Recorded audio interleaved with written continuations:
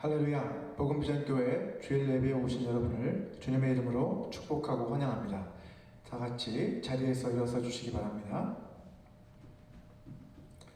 예배를 위해서 함께 기도 드리시겠습니다. 은혜가 풍성하신 아버지 하나님, 오늘도 주님의 크신 은혜와 사랑을 힘입어 주님 앞에 나와 주님을 예배하게 하시니 감사합니다. 우리를 불쌍히 여겨주셔서 우리의 모든 허물과 죄를 용서하여 주시니 또한 감사를 드립니다. 어떤 역경 속에서도 낙심하지 않고 주님만 의지하게 하옵소서. 어떤 환경 속에서도 불평하지 않고 주님께 감사하게 하옵소서. 어떤 상황 속에서도 흔들리지 않고 주님과 동행하게 하옵소서. 저희 복음비전교회가 성령으로 하나가 되어 서로 사랑하는 하나님의 가족이 되게 해주시고, 그리스도를 본받아 말씀에 순종하며 겸손히 이웃을 섬기는 섬김의 공동체가 되게 하여 주시며, 복음의 진리를 온 세상에 선포하는 그리스도의 대사가 되게 하옵소서. 모든 성경은 성령의 감동으로 기록된 것이오니 진리의 성령께서 우리를 진리 가운데로 인도하여 주시고 깨닫는 지혜를 허락하여 주시옵소서. 우리를 향하신 주님의 그 뜻을 온전히 깨달아 그 뜻에 순종하는 삶을 살게 하옵소서. 우리의 마음과 뜻과 힘을 다해 주님을 예배합니다. 우리의 예배를 기뻐 받아 주시옵소서. 예수님의 이름으로 기도합니다. 아멘. 우리 함께 주님을 찬양하기 원합니다.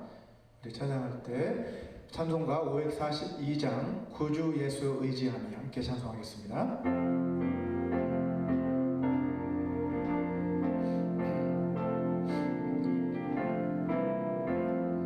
구주 예수 의지함이 심히 기쁜 일일세 영생 허락받았으니 의심 아주 없도다. 예수 믿는 것은 받은 증거 많도다. 예수 귀한 예수 믿음 더욱 주소서. 구주 예수 의지함이 심히 기쁜 일일세 주를 믿는 나의 마음 그의 피에 적시네. 예수 믿는 것은 받은 증거 많도다. 예수 귀한 예수 믿음 더욱 주소서. 구주 예수 의지하여 죄악 벗어버리네.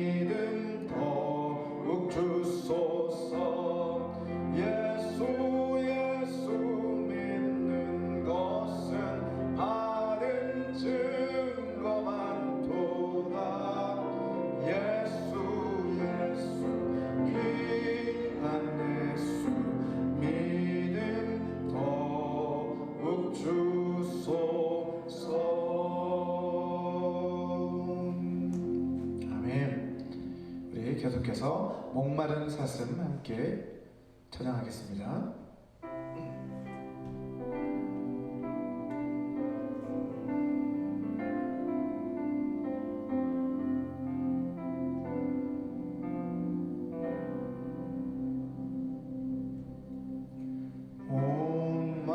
목마른 사슴 쉬는 물을 찾아 헤매이듯이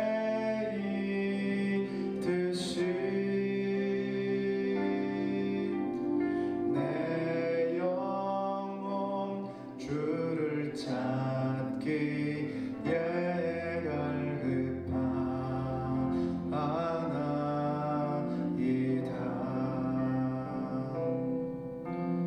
주님만이 나의 힘, 나의 방패, 나의 참 소망,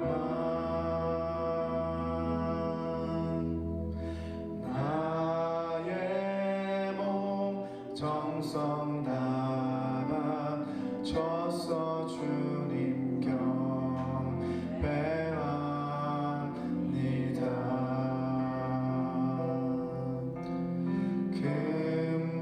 금보다 귀한 나의 주님, 내게 만족 주신 주,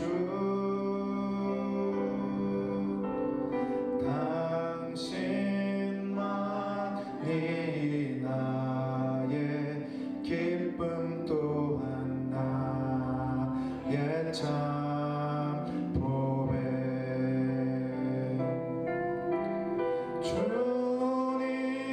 주님만이 나의 힘, 나의 방패, 나의 참 소망, 나의 몸 정성 다 바쳐서 주님 경배합니다. 목마른 사슴, 목마른 사슴 쉬는 물을 찾아 헤매이듯이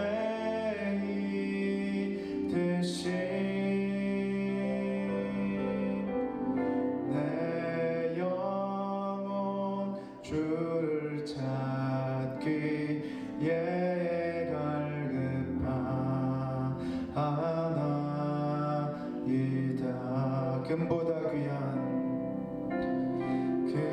금보다 귀한 나의 주님, 내게 만족 주신 주,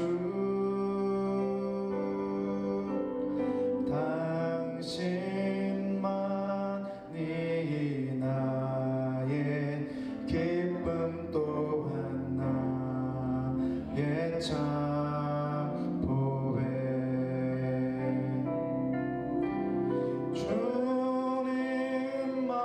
주님만이 나의 힘, 나의 방패, 나의 참 소망, 나의 몸 정성 다 바쳐서 주님 경배합니다. 주님만이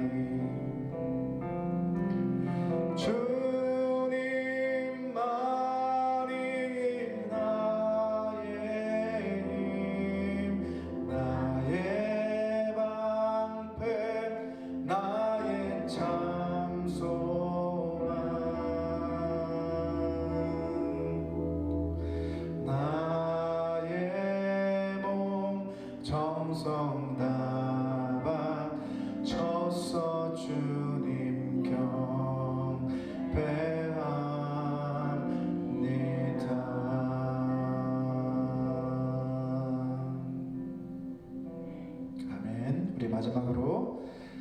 주가 일하시네 함께 믿음으로 고백하겠습니다.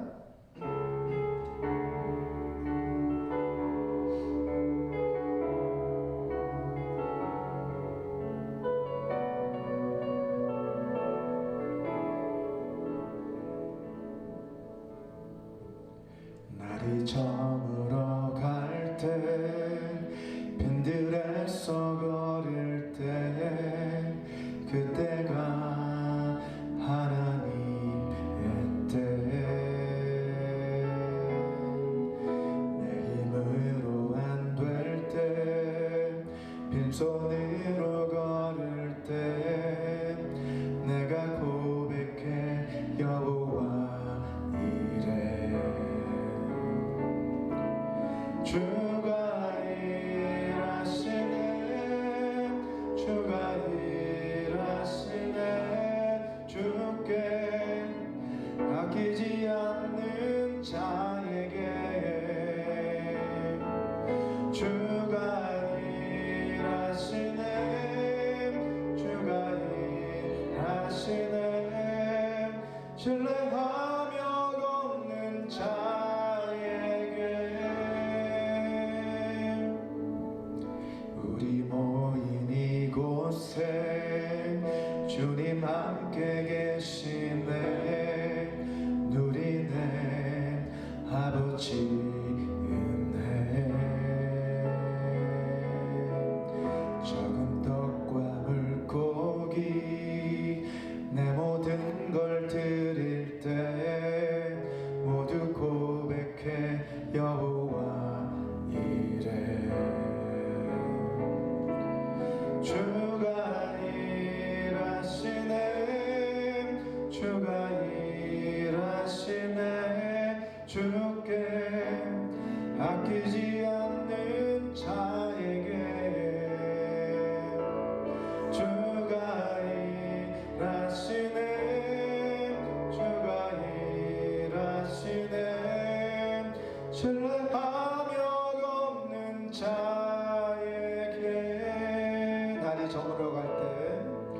날이 저물어 갈 때 빈들에서 걸을 때 그때가 하나님의 때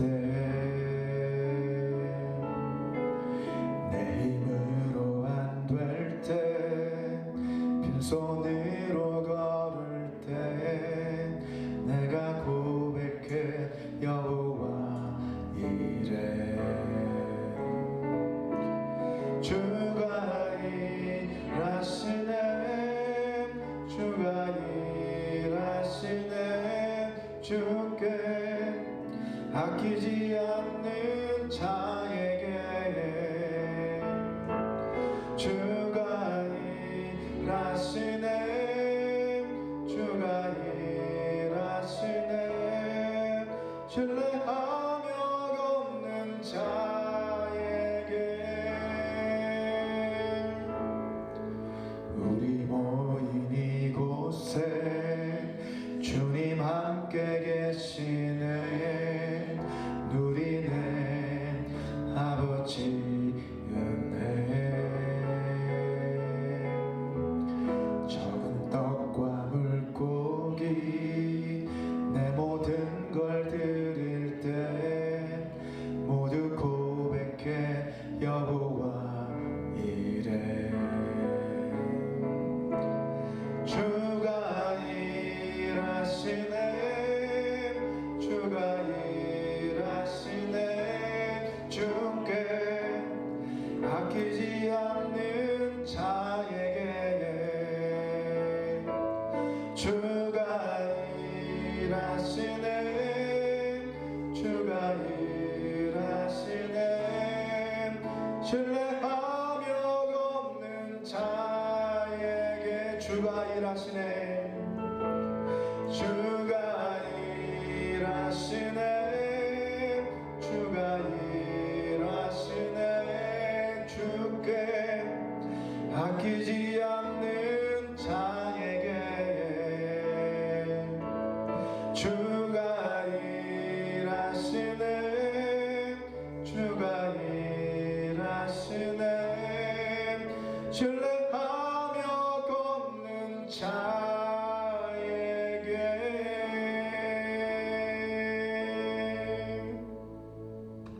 아멘. 모두 자리에 앉으시겠습니다.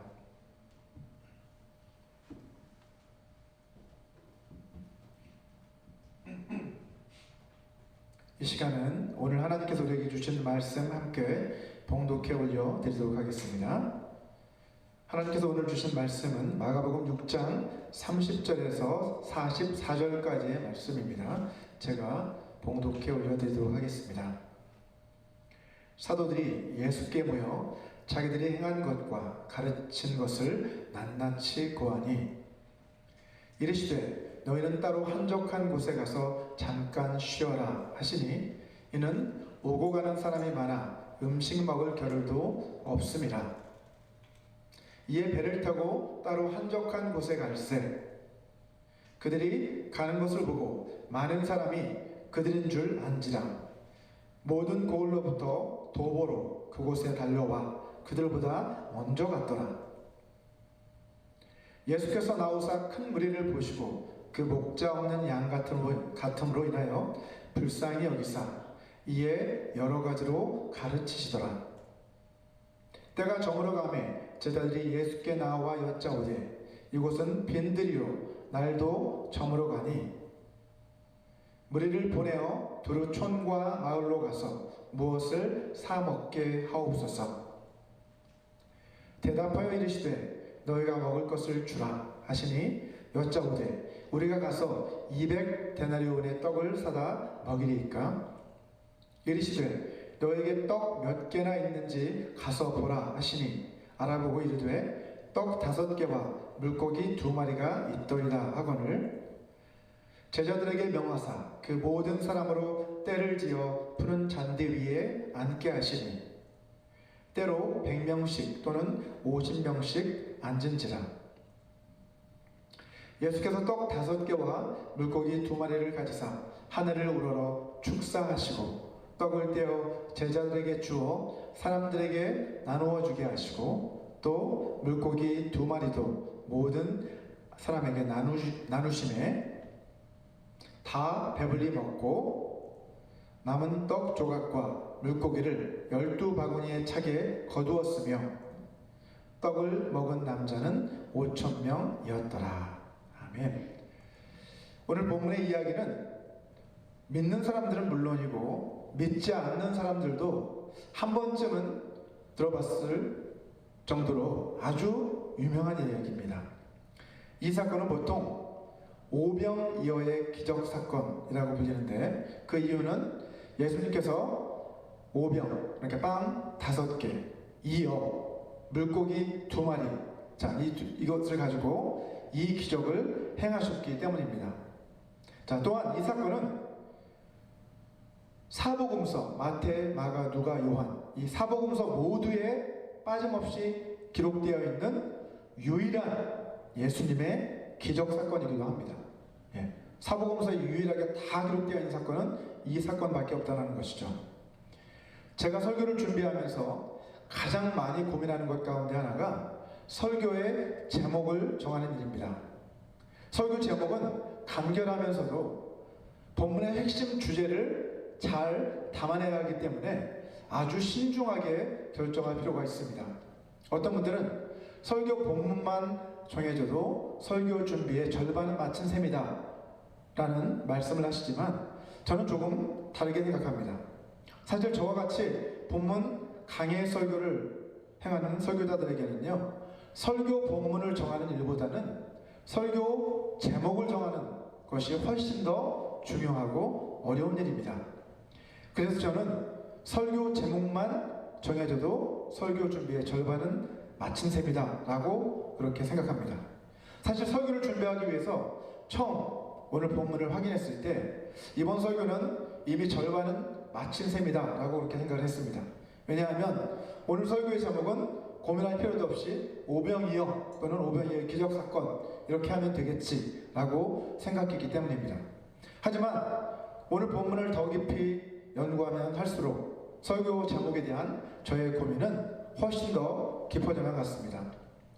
저의 가장 큰 고민은 과연 오병이어라는 그 제목이 오늘 본문의 기적사건을 통해서 예수님이 우리에게 가르쳐 주시고자 하신 그 본래의 뜻을 온전히 잘 전달해 주고 있는가 하는 것이었습니다. 그래서 저는 오늘 본문 앞뒤에 놓인 사건과 오늘 본문의 사건이 서로 어떤 연관성이 있는지를 먼저 주의 깊게 살펴보았습니다. 또한 하나님 나라의 관점에서 오늘 본문의 사건은 우리에게 과연 어떤 메시지를 전달해주고 있는지를 면밀히 살펴보았습니다.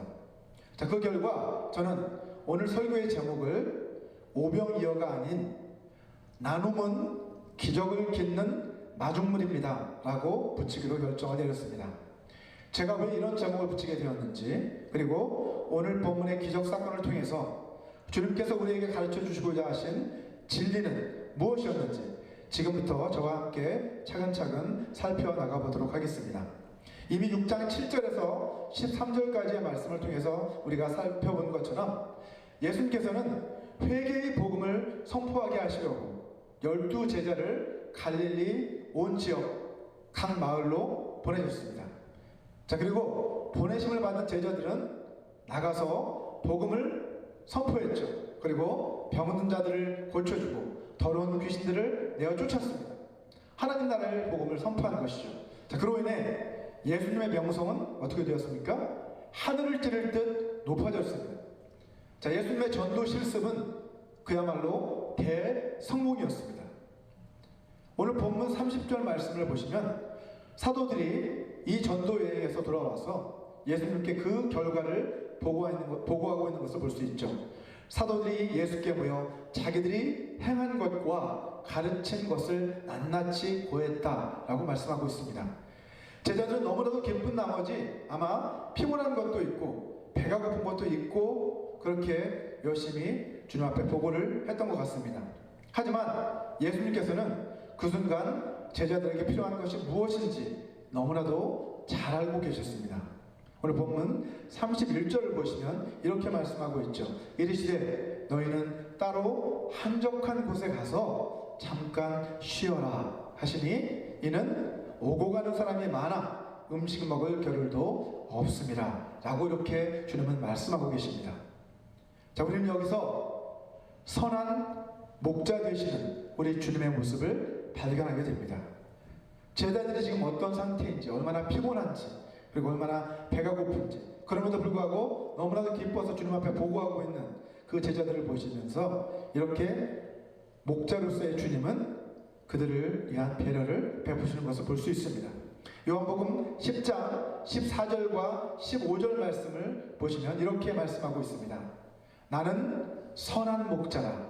나는 내 양을 알고 양도 나를 아는 것이 아버지께서 나를 아시고 내가 아버지를 아는 것 같으니 나는 양을 위하여 목숨을 버리노라. 아멘. 이렇게 주님은 말씀하셨죠.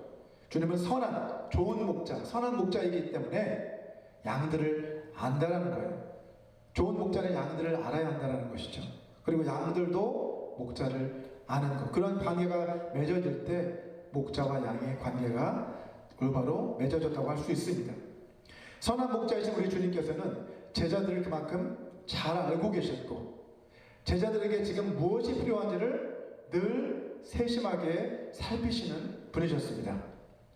여러분, 누가복음 12장 7절을 보시게 되면 우리 하나님께서는 우리의 머리털까지도 다 세실 만큼 우리와 우리의 필요가 무엇인지에 대해 너무나도 잘 알고 계신다라고 말씀하고 있습니다. 너희에게는 심지어 머리털까지도 다 세신 바 되었나니 두려워하지 말라. 너희는 많은 참새보다 더 귀하니라 라고 주님은 말씀하시죠. 오늘 본문 32절 한번 보시면요, 주님께서 가서 쉬어라, 한적한 곳에 가서 좀 쉬어라 라고 하는 그 말씀을 듣고 나서 제자들은 배를 타고 이제 배를 보라 한적한 곳으로 이제 향하죠. 자, 이에 배를 타고 한적한 곳으로 갈세라고 기록을 하고 있습니다. 오늘 본문의 사건과 동일한 사건을 기록하고 있는 누가복음 9장을 보시면 그들이 배를 타고 향한 곳은 벳세다라고 하는 지역이었다는 것을 알 수 있습니다. 자, 이 베세다라고 하는 동네는 갈릴리 북동쪽에 위치해 있는 해변 마을로 베드로와 안드레 그리고 빌립의 고향이기도 했습니다. 자, 예수님 일행은 이 많은 사람들을 피해서 이곳으로 이제 배를 돌린 것이죠. 하지만 이미 치솟을 대로 치솟은 예수님의 그 인기는 식을 줄을 몰랐습니다. 오늘날로 하자면 아주 대스타가 되신 거죠. 사실은 사람들한테. 본문 33절을 보시면 사람들은 예수님 일행이 배를 타고 가는 것을 목격하게 돼요. 그리고 어떻게 한다고요? 그들이 누군 줄 알게 되는 거죠. 아, 저 배가 예수님을 태운 배구나 라는 것을 알아차린 거예요. 그리고는 어떻게 합니까? 모든 고을로부터 도보로 그곳에 달려와 그들보다 먼저 갔다라고 기록을 하고 있습니다. 아, 예수님이 탄 배가 저 배다 라는 것을 확인한 뒤에 그 길로 곧장 다른 박질을 해서 그 배가 가는 곳을 향해 뛰어가서 먼저 그곳에 도착을 한 거예요. 그들의 열심이 얼마나 대단했는지 알 수 있는 거죠. 도보로 각 마을로부터 도보로 배를 타고 가는 그 배보다 더 빠르게 달려서 다른 박질을 해서 그들보다 먼저 도착을 했다는 걸 보면 얼마나 그들이 열심히 주님을 만나기를 원했는지를 알 수 있습니다. 그들은 무엇 때문에 이렇게 필사적으로 예수님을 찾아온 걸까요? 물론 그들 가운데는 예수님께 병고침을 받거나 귀신을 쫓아내 주시기를 바라면서 찾아온 사람들도 있었을 것입니다.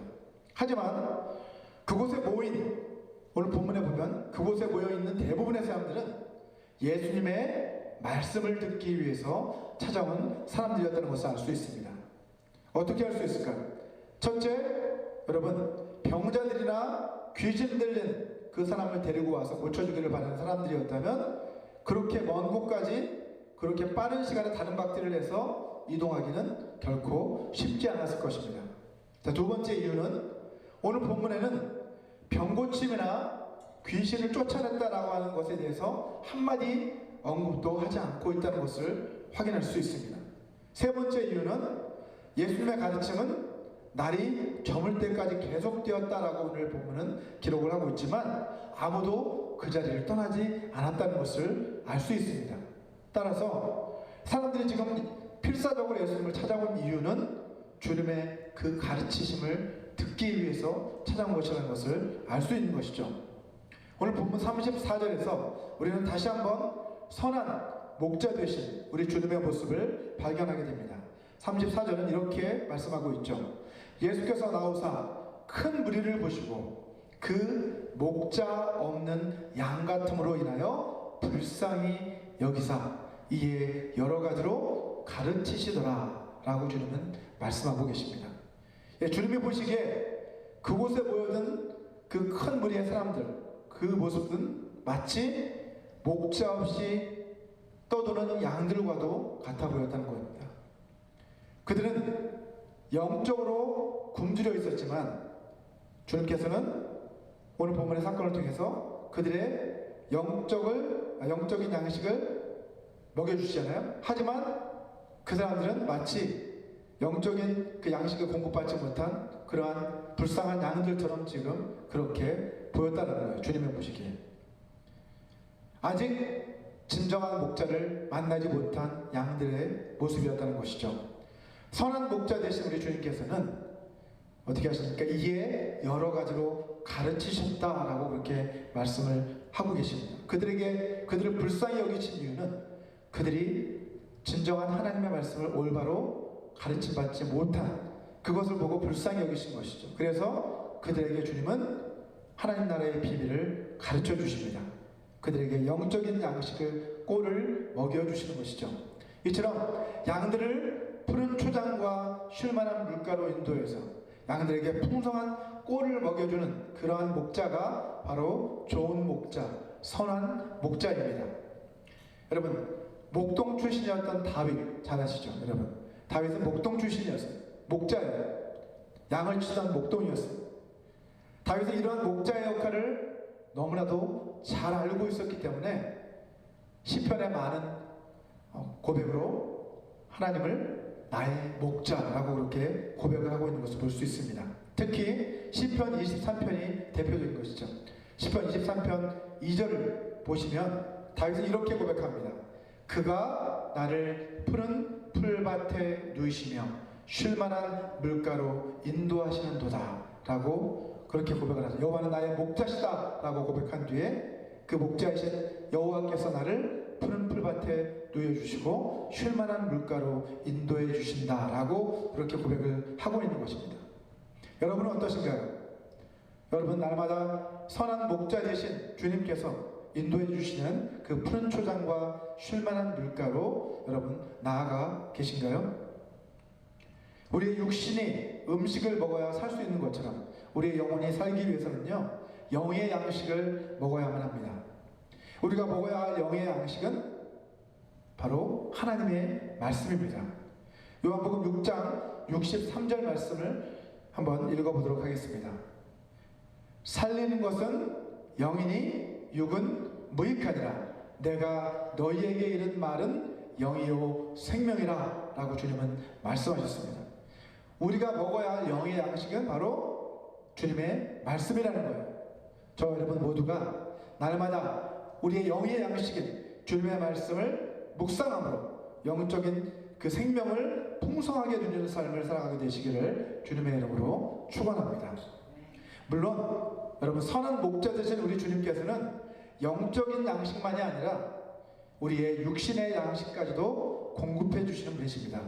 오늘 본문 35절과 36절을 보시면 제자들은 그곳이 빈들이고 날도 이미 저물었으니 사람들을 여러 촌과 마을로 보내서 무엇이든 좀 사먹게 합시다 라고 주님께 제안을 합니다. 사실 이것은 굉장히 합리적인 그리고 또 실제적인 제안이었습니다. 그렇지 않습니까? 날도 저물고 이제 사람들도 하루 종일 주님 말씀을 듣느라 고단하고 배고프니까 이제 두루 촌과 마을로 보내서 좀 뭐 좀 사먹게 하십시오 라고 이렇게 제안을 한 겁니다. 자, 그런데 주님께서는 그들이 전혀 예상치 못했던 대답을 하고 계십니다. 오늘 본문 37절을 한번 보시면 주님의 대답은 뭡니까? 좀 사먹게 합시다 했는데 갑자기 너희가 먹을 것을 주어라 라고 이렇게 말씀을 하십니다. 뜬금없이 너희가 먹을 것을 주라. 제자들도 지금 먹을 것이 다 하나도 없는데 그들에게 너희가 먹을 것을 주어라 이렇게 말씀하십니다.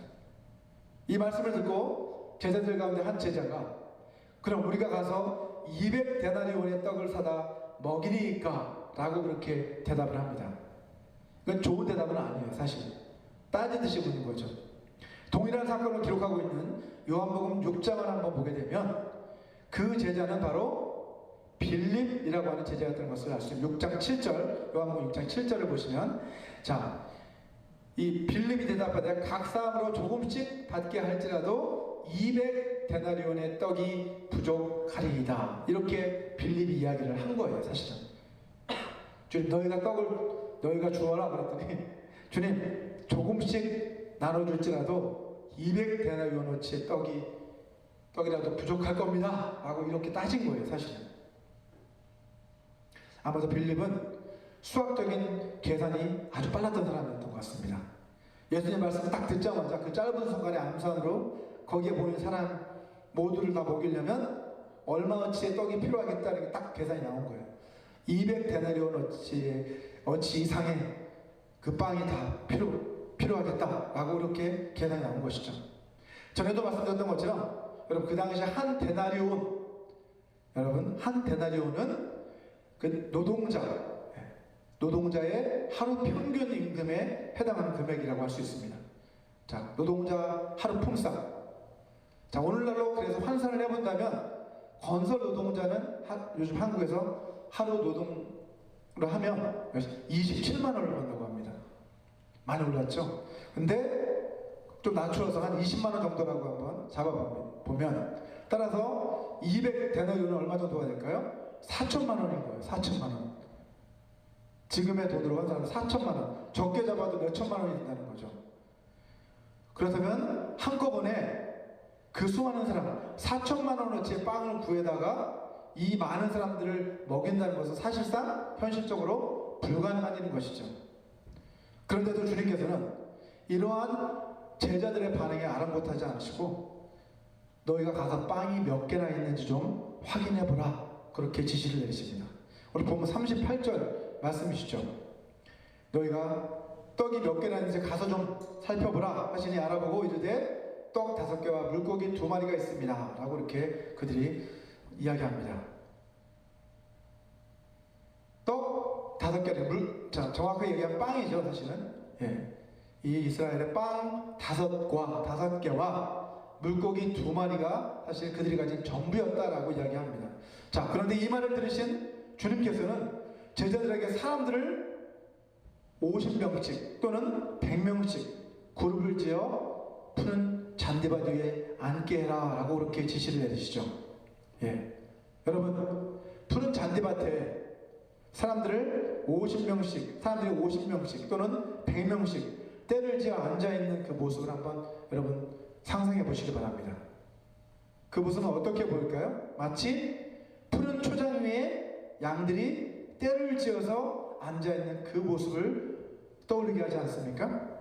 오늘 본문 41절을 보시면 선한 목자이신 우리 주님께서는 먼저 이제 그 5개의 빵과 물고기 2마리를 가지고 하늘을 우러러 축사하셨다라고 말씀하고 있습니다.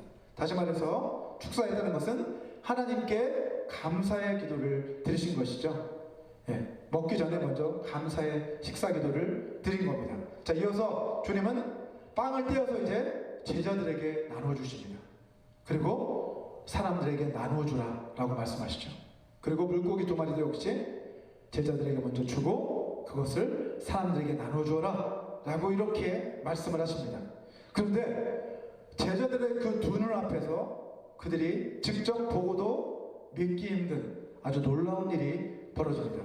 오늘 본문 42절부터 44절까지 보시면 다 배불리 먹고 남은 떡 조각과 물고기를 12바구니에 차게 거두었으며 떡을 먹은 남자는 5,000명이었더라 라고 성경은 기록하고 있습니다. 자, 그곳에 있던 모든 사람이 다 배불리 먹고 남은 빵 조각 그리고 그 물고기가 12바구니에 가득 찰 정도였다 라고 성경은 기록하고 있는 거예요. 물고기 2마리와 빵 5개를 가지고 수천 명, 아니, 자, 정확히 계산해보면 남자만 5,000명이었다라고 이야기하고 있잖아요. 그래서 여자들과 아이들도 많았겠죠. 자, 그들을 다 포함해 본다면 아마도 10,000명 이상은 좋게 넘었을 것입니다. 자, 이 많은 사람들을 물고기 2마리와 빵 5개로 다 먹이신 거예요, 사실은. 여러분, 오병이어의 기적사건은 주님께서 베푸신 기적사건들 가운데서 스케일 면에서, 스케일, 아시죠? 영어가 보면 스케일이 크다 그러잖아요. 스케일 면에서 가장 큰 규모의 기적사건이라고 할 수 있습니다. 하지만 주님께서 의도하신 것은 사실 스케일이 큰 이러한 기적을 행하심으로 인해서 사람들의 관심을 확 끌어보자, 이것이 결코 아니었죠. 인기를 끄는 것이 결코 주님의 목적이 아니었습니다. 이 기적이 우리에게 큰 울림을 주는 이유는 다른 데 있습니다. 오늘 본문에 나오는 예수님의 말씀 가운데서 가장 핵심적인 말씀은 뭘까요? 그것은 바로 너희가 먹을 것을 주어라 라는 그 말씀입니다. 여러분, 예수님께서는 무에서 유를 창조하실 수 있는 하나님이시잖아요. 그죠? 아무것도 없는 곳에서 생겨나게 할 수 있는 분이에요. 빵 5개와 물고기 2마리가 없이도 능히 그 많은 수많은 사람들을 먹이실 수 있는 분이십니다. 하늘에서 빵이 내리게 해서 할 수 있고 물고기 2마리가 물고기들이 떨어지게 할 수도 있는 그런 능력을 가지신 분이에요. 하지만 그렇게 하지 않으셨다는 것이죠. 주님께서는 단순히 자신이 얼마나 대단한 능력을 가진 능력의 주님이신지를 과시하시기 위해서 이 기적을 행하신 것이 결코 아니라는 거예요. 근데 사람들은 그것을 주목하죠. 와, 이것을 가지고 이 수많은 사람들을 먹였어. 대단하다. 이것이 주님의 목적이 아니라는 거예요. 만약 그것이 목적이었다면 제자들을 시켜서 빵과 물고기를 사람들한테 나눠주게 하지 않으셨겠죠. 그 대신에 사람들이 다 볼 수 있도록 다 모여봐. 내가 어떻게 놀라운 일을 하는지 다 봐라. 그러면서 그 앞에서 짜잔 하고서 아니 하늘에서 막 빵들이 막 떨어지고 물고기 막 떨어지는 막 그런 놀라운 퍼포먼스를 하셨겠죠. 하지만 주님은 그렇게 하지 않으셨어요. 이 놀라운 기적을 행하는 그 모습을 보는 사람들은 누구였어요? 제자들밖에 없었어요. 사실 그 많은 사람들은 때를 지어 그냥 푸른 들판에 앉아 있었어요. 그리고 제자들한테 그것을 나눠주신 거예요. 예수님.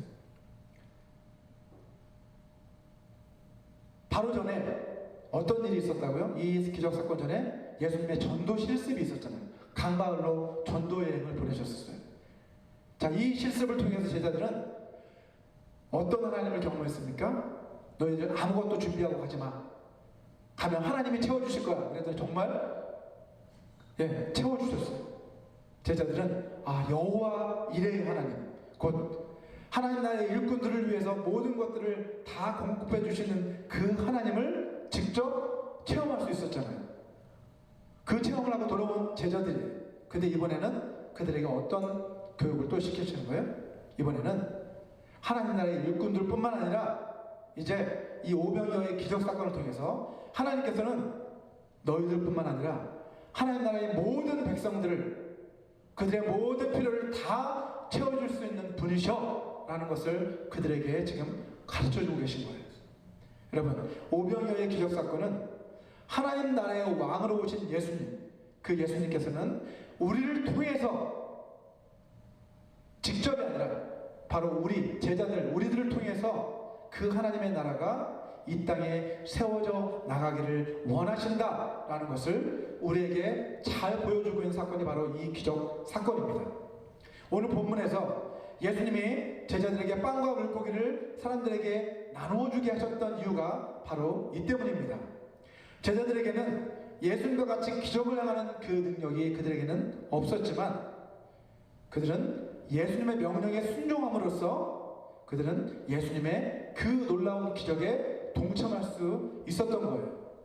마찬가지입니다. 우리들에게도 예수님과 같은 그런 놀라운 기적을 행할 수 있는 능력이 우리 자신에게는 없지만 우리도 제자들처럼 주님의 그 말씀에 순종한다면 하나님의 그 놀라운 기적이 우리를 통해 얼마든지 일어날 수 있고 우리도 하나님의 기적에 동참할 수 있는 사람들이 될 수 있다는 것이죠. 여러분, 다시 한번 강조하지만 모든 능력, 그 능력의 근원은 하나님께로부터 오는 거예요.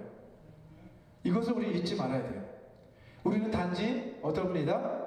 그 하나님의 능력이 전달되는 통로일 뿐이다라는 것을 우리는 명심해야 합니다. 스스로 그래서 우리가 어떤 능력이 우리를 통해 나타났다고 해서 우리가 스스로 우쭐해져서는 안 된다는 거죠. 하나님께서는 우리의 믿음을 통해서 당신의 그 능력과 기적을 나타내시는 분이십니다. 오직 영광을 받으실 분은 하나님이시라는 거예요. 마태복음 17장 20절을 보시면 이렇게 말씀하고 있습니다. 이르시되 너희 믿음이 작은 까닭이라 진실로 너희에게 이르노니 만일 너희에게 믿음이 겨자씨 하나만큼만 있어도 이 산을 명하여 여기서 저기로 옮겨지라 하면 옮겨질 것이요 또 너희가 못할 것이 없느니라 라고 주님은 말씀하셨습니다. 오늘 본문에 나오는 빵 5개 그리고 물고기 2마리가 바로 하나님께서 우리에게 요구하고 계시는 겨자씨만한 그 작은 믿음이라고 할 수 있습니다. 여러분, 하나님은 우리에게 그런 작은 것을 요구하시는 거예요. 그것을 주님께 드리면 그것을 통해서 하나님은 놀라운 일을 행하신다는 것이죠. 우리의 믿음을 통해서 일하시겠다는 것입니다. 이 믿음은 나는 할 수 있다, 난 할 수 있어 라고 하는 그러한 자기 확신을 말하는 것이 결코 아닙니다. 믿음은 하나님께서 약속하신 그것을 반드시 이루신다 라는 하나님의 그 약속에 대한 신뢰, 확신을 바로 믿음이라고 하는 거예요. 여러분, 이 땅에 하나님 나라를 세워나가기 위해서 우리가 해야 할 일은 우리가 하나님께서 주신 그 은혜, 그 사랑, 그 축복, 그것을 다른 사람들에게 나누는 것, 그것이 바로 우리가 해야 할 일이라는 것이죠. 하나님 나라는요, 우리 자신의 능력으로 세워져 가는 것이 아니라 하나님의 그 능력이 우리를 통해서 흘러나갈 때, 나타날 때, 그때 하나님 나라는 세워져 나간다는 것입니다. 여러분, 제가 어렸을 때만 해도 여러분 수동 펌프를 사용해서 물을 끌어올려서 사용을 한 적이 있었습니다. 여러분 사용해 보신 적이 있나요? 이렇게 열심히 펌프질을 해서 물을 길어다가 먹고 한 그런 때가 있었어요. 펌프를 사용해 보신 분은 아시겠지만 펌프로 지하수를 끌어올리기 위해서는 먼저 펌프에다가 뭘 부어야 돼요? 물 한 바가지를 부어야 되죠. 그리고 나서 열심히 막 펌프질을 해야 비로소 밑에 지하수가 펑 끌어져 나옵니다. 자, 여기서 펌프로 물을 길어 올리기 위해서 먼저 붓는 그 소량의 물, 한 바가지의 물을 가리켜서 뭐라고 하냐면 마중물이다 라고 이렇게 부릅니다. 뭐라고요? 마중물. 왜 마중물일까요? 말 그대로 마중 나가는 물이다 이런 뜻입니다. 우리는 고유 말이에요. 우리 순수 우리말로 마중 나가는 물, 그 많은 물들을 마중 나가는 물, 그래서 마중물이다 이렇게 부르고 있는 거예요. 근데 지하에 있는 그 풍성한 물, 지하에는 물이 많잖아요, 그죠? 그 물을 펌프를 박아서 이제 그것을 끌어올리기 위해서 필요한 그 물, 소량의 그 물을 마중물이라고 하는 거예요. 그 마중물이 반드시 필요했다라는 것이죠. 여러분, 사복음서에 기록되어 있는 이 오병이어의 기적 사건, 이것을 종합해 보면 빵 5개와 물고기 2마리는 어떤 한 아이가 가져왔던 것임을 알 수 있습니다. 그 아이가 먹으려고 가져왔던 빵 5개와 물고기 2마리였어요. 아주 작은 것이었겠죠.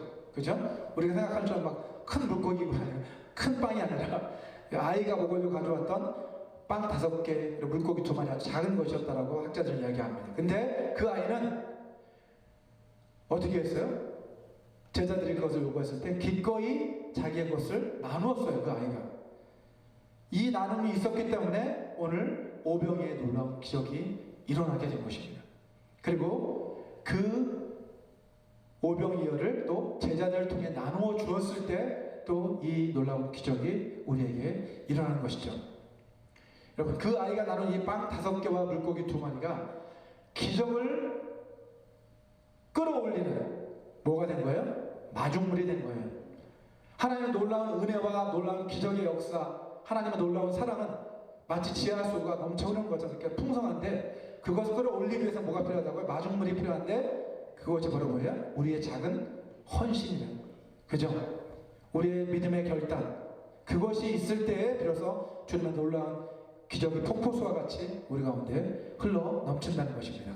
저와 여러분 모두가 하나님께 받은 그 은혜와 사랑을 나눔으로써 날마다 하나님 나라의 놀라운 기적을 체험하는 삶을 날마다 살아가게 되시기를 주님의 이름으로 축원합니다. 아멘. 이 시간 오늘 주신 그 말씀을 생각하시면서 잠시 눈을 감고 함께 기도하는 시간을 좀 갖기 원합니다. 우리 기도하실 때 먼저 선한 목자 되신 우리 예수님께서 여러분의 삶을 늘 인도해 주시고 여러분의 삶의 모든 필요를 채워주시며 또 날마다 생명의 양식을 공급해주고 계신 것에 대해 우리가 감사하는 기도를 좀 드렸으면 좋겠습니다. 또 하나님께 받은 그 은혜와 사랑, 선한 목자 되신 그 주님이 베풀어 주신 그 은혜와 사랑을 이제 우리의 이웃들에게 나눔으로써 그것이 마중물이 되어서 날마다 하나님 나라의 놀라운 기적들이 우리 삶 가운데 체험될 수 있게 해달라고 우리 다 같이 한번 한 목소리로 기도하겠습니다. 기도하겠습니다. 거룩하신 아버지 하나님 감사합니다. 하나님, 주님은 선한 목자이심을 고백합니다. 마치 목자에는 양과 같이 거두는 유리하는 닭성들을 보시고 불쌍히 여기시니 아버지 그들에게 선한 목자가 되어주시고 그들을 영적으로 보이시고 시대 양식으로 공급해 주시고 아버지 하나님, 저희도 선한 목자 되신 주님을 따르는 양들이 되기를 원합니다. 아버지 하나님, 주님의 음성을 듣기 원합니다. 양들은 목자의 음성을 듣는다 하셨사오니 그 음성을 듣고 그 음성에 순종하는 저희들 될 수 있도록 도와주시고 아버지 하나님, 주님께서 우리에게 베풀어주신 그 양식과 우리에게 베풀어주신 놀라운 은혜와 사랑을 기억하고 감사하는 삶을 도와주시되 아버지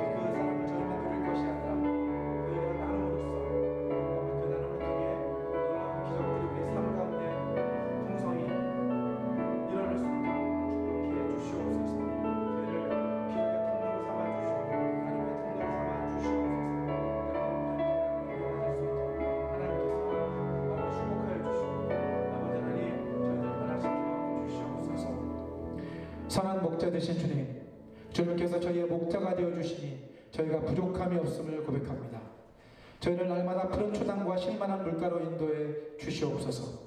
주님의 은혜와 사랑을 더 깊이 깨달아 이제 그 은혜에 감사하며 저희가 받은 그 은혜와 사랑을 다른 사람들에게 나눔으로써 날마다 하나님 나라의 놀라운 기적을 우리의 일상 가운데 체험하는 그런 삶을 살아가게 도와 주시옵소서. 지난 한 주간도 우리를 지켜주시고 우리 삶의 모든 필요를 공급해 주신 주님의 그 은혜에 감사해서 이 시간 예물주를 주님 앞에 드립니다. 기뻐 받아 주시옵소서. 주님 나라 영광을 위해 사용하여 주시옵소서. 예수님의 이름으로 기도합니다. 아멘. 이 시간 모두 자리에서 일어나 주시기 바랍니다. 일어나셔서 마지막 결단의 찬양 다시 복음으로 함께 부르시고 축도로서 예배를 마치도록 하겠습니다.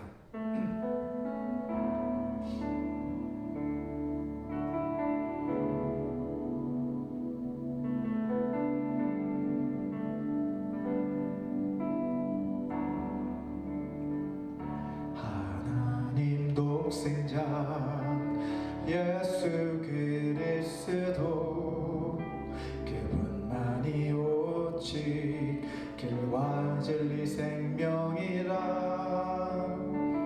세상 다 변하고 사람들 변해도 나에겐 복음 십자가뿐이라.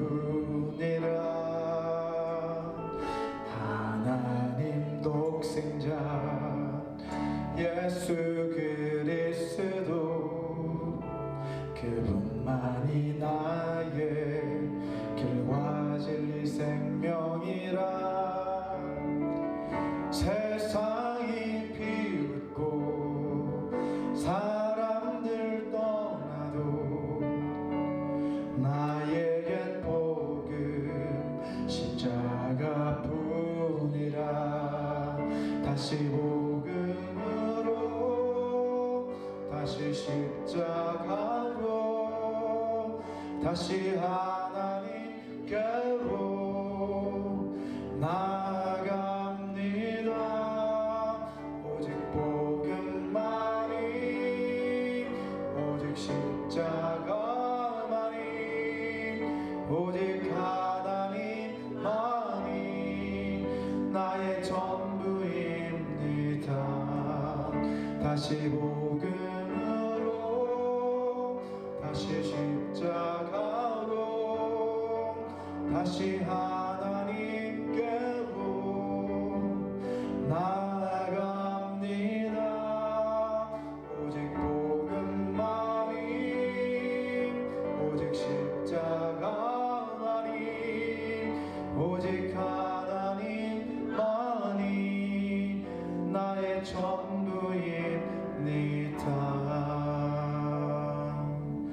오직 하나님만이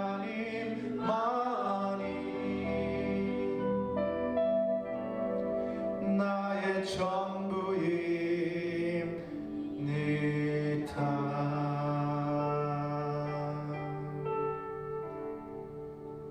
아멘. 우리 함께 기도하시겠습니다.